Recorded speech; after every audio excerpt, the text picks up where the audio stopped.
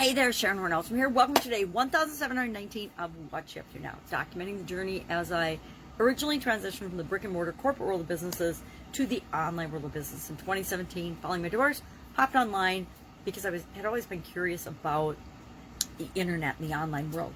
I had run businesses of my own for almost 4 decades at that point, as well as spent over a quarter century simultaneously in corporate America working for some really cool corporations, and never really had an opportunity because the internet was discovered while I was in my corporate career and running my own businesses. And for some reason, I'm not a particularly early adopter of different things and different technologies. Even though I'm an engineer, I don't necessarily adopt every new thing that comes down the pipe. I have a sister who always has the latest and greatest technology. She's a definite early adopter.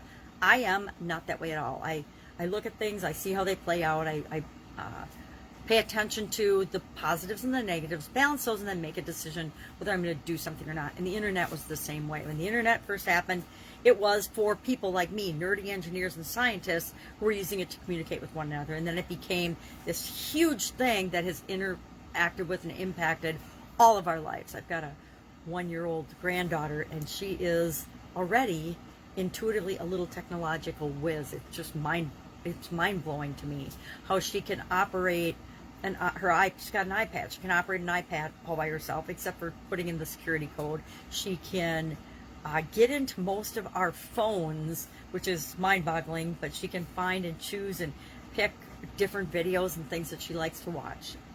Coco Melon is the thing for the kids these days, I guess. Coco Melon and little baby bum and things like that. So today we're talking about the death paradox. I'm talking about in the BU 365-day challenge every day for about 20. I found a list of 20 that I thought was super interesting paradoxes. And so I'm sharing those and then talking about how they've impacted me or how they haven't impacted me.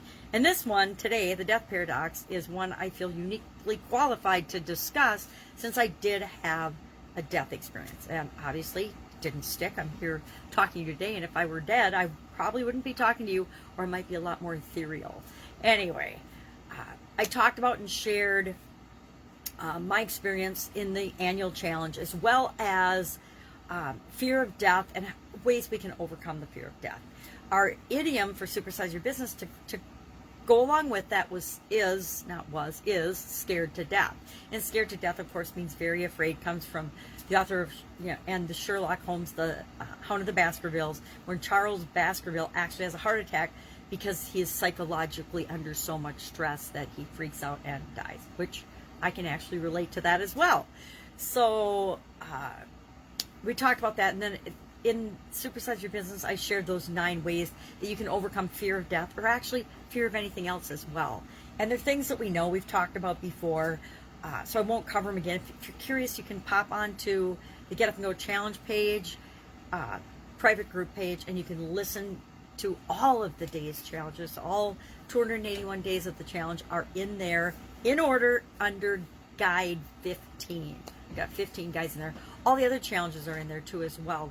Last year and in 2020, we did a 30-plus day challenge every other month to help move us through and continue moving forward. And I used a different format for that. I would go through all 9 areas and aspects of your life. Starting last year, I added communication and confidence. But I would do all 9 areas each month that we went through the challenge. So use different examples. There's lots of different examples of how to apply what I call the SOAP framework, which is my framework for dealing with changes and challenges. The story that we're telling ourselves, what the current one is and what we want it to be.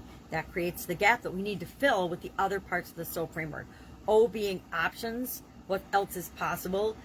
A being alternatives. How do we look at those alternatives, analyze those alternatives, and take action? What action do we take? We don't leave the scene of a decision without taking some action. And then P, how do we make progress and continue to make sure that we're moving toward and fixing that situation that we wanted to improve in whatever area or aspect of our life that it is. So those are the content pieces I created today: scared to death, and then the death paradox for the annual challenge. Again, lots of projects. Fall seems to be a super busy time of year for me always. So I'm going to hop off. I wish you an absolutely awesome day and weekend. If I can help you in any way, ask. Otherwise, I'll see you tomorrow.